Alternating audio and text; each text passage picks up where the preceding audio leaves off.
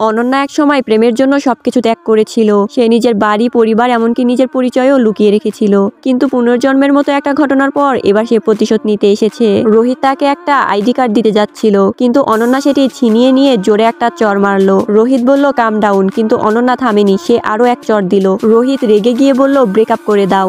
অনন্যা হেসে বলল ঠিক আছে, আর একটা জোরে থাপ্পড় দিল। রোহিত রাগে লোক ডেকে আনলো, বলল ওর বাগান দখল করো। কিন্তু অনন্যা সঙ্গে সঙ্গে পেপার স্প্রে করে বলল আমি তোমাদের এই ক্যাম্পের অংশ কখনোই হব না। সবাই থমকে গেল, কিন্তু ওর এক বন্ধু নেহা গোপনে অনন্যার নামে বিশাল একটা লোন নিয়ে নিল। কিছুদিন পর কালেক্টররা 3 মিলিয়ন টাকা তুলতে এলো। অনন্যা হাসলো, বলল আমার সব অ্যাকাউন্ট ফ্রিজ করে দাও আজ রাতেই। সে বলল এখন আমি ব্ল্যাক লিস্টে, কিন্তু প্রথমবার আমি নিজেকে নিরাপদ মনে করছি। তারপর জানালো আমার বাবা মা 3 দিনের মধ্যেই ফিরবেন। আসলে অনন্যা ছিল দেশের সবচেয়ে ধনী পরিবারের মেয়ে। আগে সে প্রেমের জন্য সবকিছু ছেড়েছিল, এমনকি রোহিতের জন্যই ব্যবসাটাও গড়ে তুলেছিল। কিন্তু এখন সে ঠিক করেছে এবার বাড়ি ফেরার পালা। মলে সে বাবা মার জন্য উপহার কিনতে গিয়েছিল। হঠাৎ সেখানে রোহিত আর নেহা এসে হাজির। রোহিত বলল মাফ চাও। অনন্যা মুখ ঘুরিয়ে চলে যেতে লাগলো। রোহিত হাত ধরে ফেললো, লোকজন জড়ো হলো। অনন্যা শান্তভাবে বলল ঠিক আছে, তাহলে পুরো দোকানটাই ভেঙে দাও। ম্যানেজার এগিয়ে এসে বলল এখন $8 মিলিয়ন বিল দাও। রোহিত কাঁপতে লাগলো ভয়ে। নেহা বলল এটা কিছুই না। সে কার্ড সুইপ করলো, কিন্তু স্ক্রিনে দেখালো লো ব্যালেন্স, এবং তখনই সবাই হতবাক হয়ে গেল।